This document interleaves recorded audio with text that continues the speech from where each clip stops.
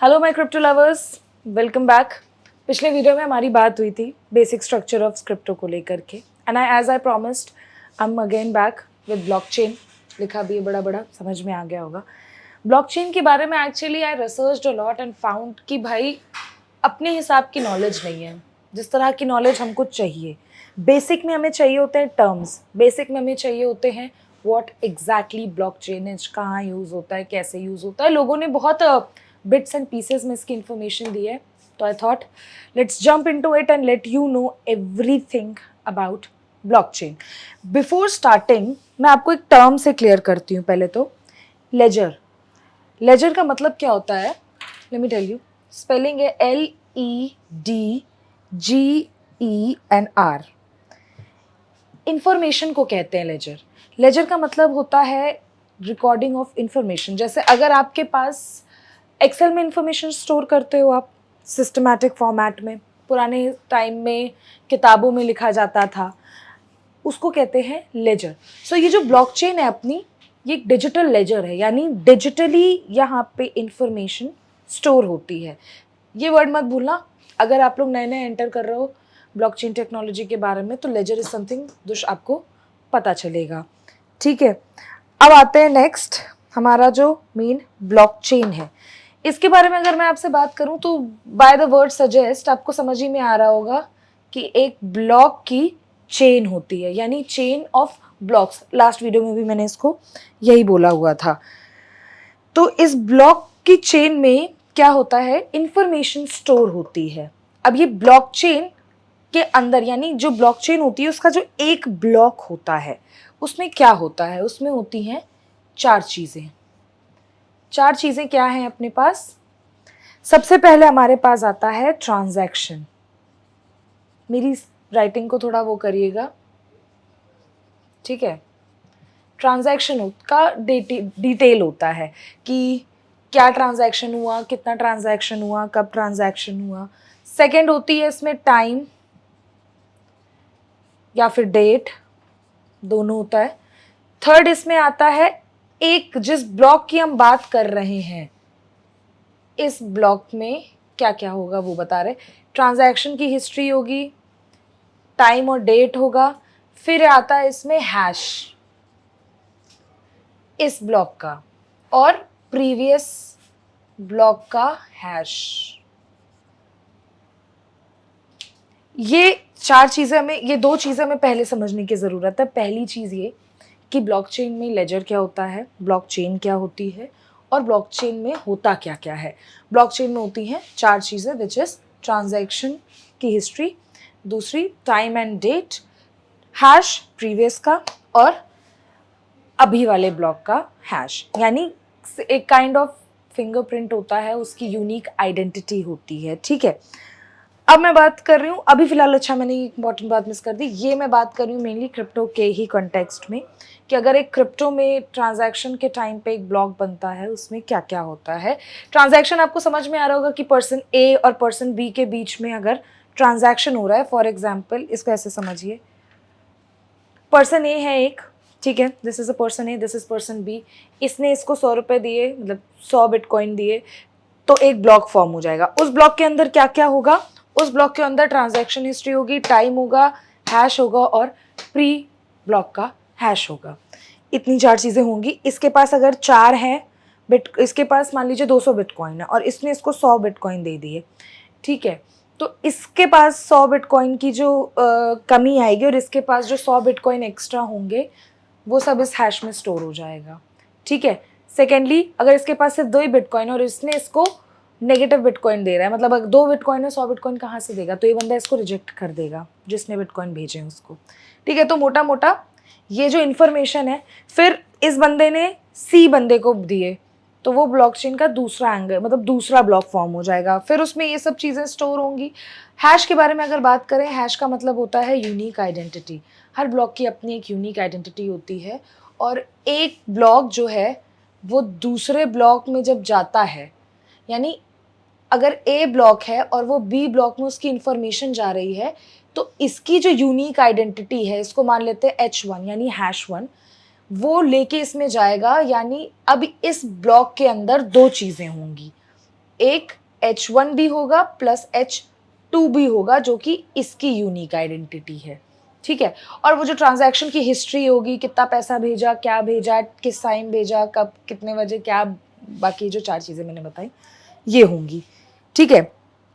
अब आते हैं हमारे पास कि ब्लॉकचेन हमारा काम कैसे करता है। इसको मैं साफ कर देती हूँ, बहुत ज़्यादा ख़राब सा लग रहा है देखने में। एंड गाइज मेरी ना राइटिंग को थोड़ा सा माइंड करना, आज मैंने इसका इस्तेमाल किया है, this is the first time, ठीक है। तो अब बात करते हैं कि किसी भी ब्लॉकचेन में स्टार्ट कैसे होती है ट्रांजैक्शन। इसमें हम समझें कि मैंने अगर किसी को पैसा भेजा, यानी me is a person A, of course Ayushi is A, so मैंने ए पर्सन हूँ मैं, and there is a B person and there is a C person. 3 बंदे हैं, 3 का एग्जांपल ले लिया, ठीक है। मैंने इसको पैसा भेजा, यानी ए ने बी को पैसा भेजा। ये जो प्रोसेस है ये ब्लॉक्स में स्टोर कहाँ से होगा, ये बहुत ज़्यादा सोचने वाली बात है। इसको कहते हैं, एक टेक्निकल टर्म्स इसमें आएगा विच इज़ नोड्स, NODES। इसको आम भाषा में माइनर्स कहते हैं। जब मैं हूँ और मैंने इन बी भाई साहब को पैसा दिया है, तो वो नोड्स यानी ऑल ओवर वर्ल्ड में जितनी जगह कंप्यूटर हैं, देखो 2 तरह की, एक मेन पॉइंट मैं स्टार्टिंग में भूली हूँ, which is centralised and decentralised and distributed form of. Decentralised and distributed, ये दोनों कैरेक्टरिस्टिक्स जो हैं आपकी ब्लॉकचेन में आती हैं। सेंट्रलाइज्ड का मतलब तो आपको सबको मैंने पिछले में बताया ही था, पिछले वीडियो में, कि सेंट्रलाइज्ड का मतलब होता है कि जब एक कोई पर्टिकुलर अथॉरिटी है या एक कोई पर्टिकुलर ऑर्गेनाइजेशन है, वो पूरी इन्फॉर्मेशन को जो है वो स्टोर करती है, उसको देखती है। फॉर एग्ज़ाम्पल RBI जो है हमारा मॉनिटर करती है पैसों का। अगर वो चाहे तो 500 रुपये का नोट है, चाहे 10 रुपये का नोट है, उसको वो अथॉरिटी प्रोवाइड करती है। अगर मैंने आपको आज 100 रुपये का नोट दिया है, मैं पेपर पे भी तो 100 रुपये लिख के दे सकती हूँ आपको, आप उससे सामान नहीं खरीद पाओगे, because that is not RBI certified और RBI ने उसे ऑथेंटिसाइड नहीं किया हुआ है। बट अगर RBI ने आपको एक पेपर लिख के दिया और उस पर लिख के दिया है कि इसकी वैल्यू 500 रुपये है, तो वो 500 होगी, यानी RBI is the boss bro. But in this case यहाँ पे डिसेंट्रलाइज्ड होता है, एक आदमी के पास फुल्ली एक्सेस नहीं होता है। वर्ल्ड में मिलियंस ऑफ कंप्यूटर्स लगे हुए हैं, मिलियंस ऑफ कंप्यूटर्स, जिनको हम टेक्निकल टर्म में नोड्स कहते हैं। और या फिर माइनर्स, ये क्या करते हैं, ब्लॉक्स को मैनेज करते हैं, चीज़ें देखते हैं, कौन सी चीज़ कहाँ से जा रही है उसको रजिस्टर करते हैं, बाकी सब चीज़ें। अच्छा, एक बहुत इंटरेस्टिंग क्वेश्चन आपके दिमाग में आ सकता है अगर आप ये वीडियो जेन्युइनली पहली बार देख रहे हैं, ब्लॉकचेन के बारे में पहली बार सुन रहे हैं। जो नोड्स होते हैं या जो माइनर्स होते हैं, उनका काम क्या है भाई? अगर उन्होंने कोई आपको फॉर एग्जांपल उन्होंने दे दिया, ठीक है, इन्फॉर्मेशन, रिकॉर्ड इन्फॉर्मेशन थी, अब क्या किया जाए, उनको क्या मिलेगा बदले में? In terms of crypto currency उन्हें कुछ पर्टिकुलर अमाउंट ऑफ बिटकॉइंस मिलते हैं, और अगर उन्होंने गलत इन्फॉर्मेशन दी तो उनको फिर पनिशमेंट भी मिलती है, ठीक है। आते हैं अब हमारे पास, और ये नोड्स ही होते हैं जो एक नया ब्लॉक जो है वो ऐड करते हैं। अच्छा, माइनर्स तो मिलियंस हैं, कौन ऐड करेगा? एक कॉम्प्लेक्स मैथ का सवाल आता है, मैथ का पजल आता है, कुछ इस तरह से आएगा, जिसने पहले सॉल्व कर दिया, ये माइनर्स जो है वो नोट्स ऐड कर देंगे, फिर बाकी जो है वो उसको वेरीफाई करेंगे कि ये नोट ठीक हुआ है ऐड कि नहीं ऐड हुआ है, ठीक है। अब आते हैं ब्लॉकचेन के की फीचर्स के ऊपर। सबसे पहला पॉइंट आपका आता है सिक्योरिटी। अभी जैसे मैंने आपको बताया कि इतने सारे मिलियंस ऑफ लोग हैं, अगर आपको एक ब्लॉकचेन को हैक करना है, तो अगर मैंने मान लिया ये ब्लॉक A है, ये ब्लॉक B है और ये ब्लॉक C है, अगर आपको इसमें किसी को हैक करना है तो आपको 51% ऑफ, यानी मोर देन मेजॉरिटी, आपको नोड्स हैक करने पड़ेंगे, यानी 51% ऑफ माइनर्स के अकाउंट हैक करने पड़ेंगे, which is next to impossible until unless you are too good. 50% से ज़्यादा कंप्यूटर्स अगर आप हैक करेंगे ना, तब जा कर के आप किसी भी ब्लॉक को हैक कर पाएंगे। और हमारे जो इस समय वर्ल्ड में माइनर्स बैठे हैं, they are almost millions of them, people are doing it allot.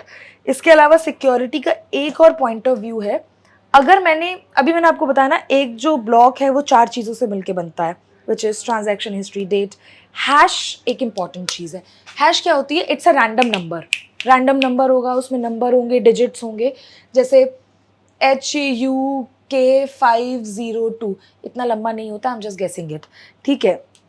तो अगर मैंने ए ब्लॉक से बी ब्लॉक में एक इन्फॉर्मेशन आई, इसका प्री वाला भी गया साथ में, ठीक है, इसका जो हैश है वो भी है।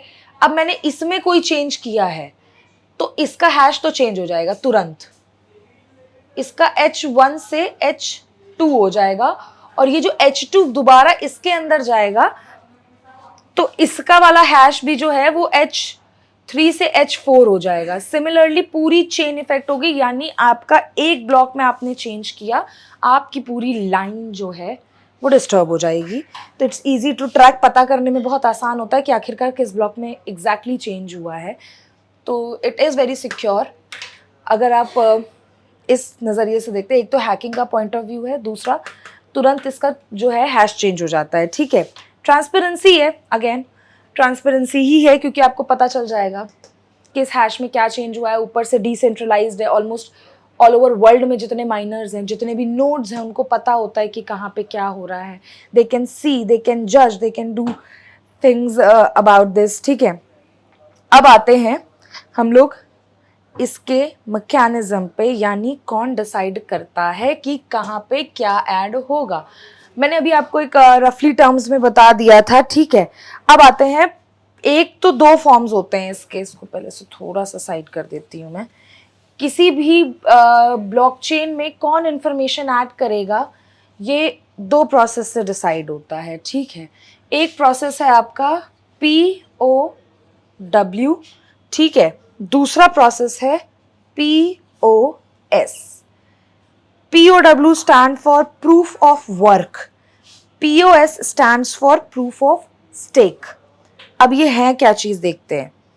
जो मैंने आपको इनिशियली बताया था कि जो भी एक कॉम्प्लेक्स मैथ का प्रॉब्लम आता है, जो भी सॉल्व करता है, या पजल होता है, जो भी सॉल्व करता है वो ऐड कर देता है, दैट स्टैंड्स फॉर POW। ये POW फॉर्मेट है, ये यूजुअली यूज होता है इन बिटकॉइन, ठीक है। ये एक दूसरा स्टाइल है, इसमें जिसके पास, यानी जिस भी माइनर्स के पास ज़्यादा कॉइन्स हैं, मतलब ऑब्वियसली बात है, जिसने ज़्यादा सॉल्व किए होंगे, जितने ज़्यादा अच्छे और सही हैशेस डाले होंगे, जितने सही इंफॉर्मेशन रजिस्टर की होगी, उनके पास ही तो कॉइन्स ज़्यादा होंगे ना, जिन भी नोट्स के पास। तो उनको ये बोलता है कि आप रजिस्टर करो। ये प्रोसेस कहाँ यूज़ होता है? जिसके पास ज़्यादा बिटकॉइन है, जिसके पास ज़्यादा कॉइन्स है, वो रजिस्टर करेगा। ये यूज़ होता है आपका इथीरियम में, ठीक है, इथीरियम 2.0 में। POW used in bitcoin, POS used in Ethereum 2.0। Let's start again, एक बार फिर से ओवरलुक देखते हैं। पावर ऑफ वर्क, यानी जिसने मैथमेटिकल पोजीशन जल्दी सॉल्व कर ली, यानी पजल जल्दी सॉल्व कर लिया, इक्वेशन, वो यूज करेगा। बिटकॉइन में यूज होता है ये, ठीक है। पावर ऑफ स्टेक, नाम से पता चला, जिसके पास ज्यादा कॉइन्स हैं वो यूज करेगा। This is use in Ethereum 2.0। Moving to, अब आते हैं ब्लॉकचेन के बारे में। ऑलमोस्ट मैंने आपको सारा कुछ इन्फॉर्मेशन दे दी है। अब आते हैं इसके जो मेन रीज़न था मेरा ये वीडियो बनाने का, कि इसके टेक्निकल टर्म्स किसी ने अभी तक नहीं बताए हैं। लेजर के बारे में हमारी बात हुई थी अभी, कि लेजर जो होता है वो डिजिटल हिसाब किताब रखने वाली एक अकाउंटिंग बुक होती है, ठीक है। लेजर का मतलब सिर्फ अकाउंटिंग बुक ही होता है, but blockchain is a digital ledger, ठीक है। दूसरा आते हैं नोट्स। नोट्स के बारे में मैंने आपको बताया, जो नेटवर्क को जज करते हैं उनको माइनर्स भी कहते हैं, एंड ऑल, ठीक है। फिर आता है वॉलेट, पिछली वीडियो में बात हुई है, नहीं पता है फिर से बता दे रही हूँ, ठीक है। वॉलेट जो है आपका, वॉलेट में आप क्रिप्टो रखते हैं। ये 2 तरह के वॉलेट होते हैं, एक कोल्ड वॉलेट होता है, एक हॉट वॉलेट होता है। कोल्ड वॉलेट आपका हार्ड डिस्क हो जाएगा, ठीक है। हॉट वॉलेट जो है वो आपका इंटरनेट होता है। हार्ड वॉलेट का मतलब आपकी कोल्ड वॉलेट का मतलब आपकी हार्ड डिस्क वगैरह में आपने अपने कॉइन स्टोर किए हुए हैं।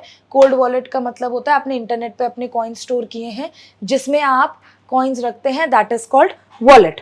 Moving to other, private and public की, this is very important actually. See, मैं आपसे ये कह रही थी अभी कि बहुत ट्रांसपेरेंट होता है एंड चीज़ें, तो आपको कभी ये सोच के लगा कि अगर हमारी चीज़ें इतनी ज़्यादा ब्लॉकचेन में ट्रांसपेरेंट हैं तो ये लोगों को पता चल जाएगा कि भाई मेरे बारे में क्या है, anybody can access my information? No. Last video में इसका थोड़ा सा मैंने जिक्र किया था, let's start again. Password, public key and private key, ये जो दो चीज़ होती हैं इनको आप ऐसे समझो, आपका ईमेल अकाउंट होता है, राइट? आपका ईमेल अकाउंट में दो चीज़ होती है। आपका फेसबुक अकाउंट हो गया, ईमेल अकाउंट हो गया, ट्विटर अकाउंट हो गया, उसमें दो चीज़ होती है। एक आपकी ईमेल होती है, ठीक है, दूसरा आपका पासवर्ड होता है। पासवर्ड जो होता है वो आपका प्राइवेट होता है, अनटिल अनलेस किसी ने दे ना दिया हो किसी को, ठीक है। अगेन मेरी राइटिंग को हटाइएगा, इग्नोर करिएगा, ठीक है। ईमेल को जो होता है this is public. Public email मतलब अगर आप किसी को मेल भेज रहे हैं तो जो ईमेल होगा वो सबको पता होगा। इन केस ऑफ ब्लॉकचेन ये जो ईमेल है ना, दिस इज पब्लिक की, और इसमें आपका नाम नहीं लिखा रहता। For example Ayushi Dubey blockchain.com, no it's not like that, anything like that. ये हो जाएगा आपका एक नंबर होता है, कॉन्फ़िगरेशन होता है, यानी IBCTM0429 ऐसे करते करते नंबर होता है। तो अगर कभी मेरे को मेरी इन्फॉर्मेशन जाननी है तो ये जो मेरा यूज़र नेम है ये देना पड़ेगा, सामने वाले बंदे को सिर्फ मेरा कोड दिखाई देगा विच इज़ द मेरे पब्लिक की, और प्राइवेट की is my password which is also called private की, ठीक है। आगे बढ़ते हैं। स्मार्ट कॉन्ट्रैक्ट यानी ऑटोमेटिकली चेंज होने वाला अग्रीमेंट जो होता है, स्मार्ट कॉन्ट्रैक्ट कहलाता है। ये आपको थोड़ा सा ना लॉ में भी पता चल जाएगा। फिर आता है आपका माइनिंग। माइनिंग क्या होता है? माइनिंग है आपका नया प्रोसेस, नया ब्लॉक बनाने का प्रोसेस। इन्फॉर्मेशन कौन डालेगा, कौन नहीं डालेगा, कहाँ डालेगा, कौन सी इन्फॉर्मेशन रजिस्टर होगी, that called the process of making new block is called mining, and whosoever do that called miners. Then आता है आपका गैस फ्री, ठीक है। Gas free, now this is very very interesting, many people use that term but many of us people like us don't know this। तो gas फी का मतलब होता है आपका ट्रांजैक्शन प्रोसेस में जो अमाउंट लगता है उसे हम लोग कहते हैं गैस फी। कहाँ यूज होती है गैस फी? जल्दी बताओ कमेंट में, मत बताओ, मैं ही बता दे रही। गैस फी जो है किसी भी ट्रांजैक्शन में जो अमाउंट लगता है, चार्ज लगता है, उसे कहते हैं गैस फी, और ये यूज होता है इथीरियम में। कहाँ यूज होता है ये? इथीरियम में। लास्ट में क्वेश्चन दूंगी जरूर, इतना सब कुछ मैंने जो बोला है उसमें आपसे पूछूंगी इसका मतलब कहाँ से है। फिर आता है आपका फोर्क। फोर्क का मतलब होता है जब दो ब्लॉक्स, यानी ब्लॉकचेन का एक ब्लॉक जो है वो दो पार्ट में डिवाइड हो जाता है, उसे कहते हैं फोर्क। FORK, fork. अब आते हैं ब्लॉकचेन। यार इतना सारा तो हम लोग समझ लिए क्या होता है, कैसे होता है, प्राइवेट होता है, हैक नहीं होता, बाकी चीजें ब्ला ब्ला ब्ला। इसका यूज होता कहाँ है आखिरकार? एक यूज तो आप सबको ही पता है कि ये हमारा जो है वो क्रिप्टो में यूज होता है, राइट? अब मैं आपको बताती हूँ इसके अदर देन क्रिप्टो का क्या यूज है। अदर देन क्रिप्टो का ये है कि आपका पहले तो क्रिप्टो में ये सोर्स ऑफ पेमेंट में यूज होता है, दूसरा ये है मेडिकल में इसका यूज होने लग गया है, अब रियल एस्टेट में यूज होने लग गया है, तीसरा यूज है इसका हेल्थ केयर सेक्टर में भी इसका यूज होता है, मेडिकल हेल्थ केयर सेक्टर, ठीक है। सप्लाई चेन ट्रैकिंग में भी यूज हो गया आपका, ठीक है। NFT डिजिटल ओनरशिप्स, इस जगह पे भी इसका यूज होता है। ऑलमोस्ट ऐसा कह रहे हैं कि आने वाले 10-15 सालों में blockchain will be the only way to do things. Blockchain क्योंकि इतना सिक्योर है ना यार, आप इसमें लूपहोल नहीं निकाल सकते। अब इसमें कुछ ना चैलेंजेस भी आते हैं। चैलेंजेस क्या हैं ब्लॉकचेन के? कल थोड़ा सा डिस्कस किया था, आज थोड़ा ज़्यादा डिस्कस कर लेते हैं। पहला तो स्लो ट्रांजैक्शन। इतना झंझट होता है, पहले मैंने डाला, फिर माइनर्स के पास गए, फिर उनमें कंपटीशन हुआ कि कौन पहले, फिर उनमें से किसी को एक को सेलेक्ट होता है, फिर एक नोड एंटर करता है। ये प्रोसेस बहुत लंबा होता है, विच इज़ दैट्स वाई ये जो ब्लॉकचेन टेक्नोलॉजी है ये थोड़ा सा स्लो है इन कंपैरिजन टू अदर, ठीक है। एनर्जी यूज़ होता है, ठीक है।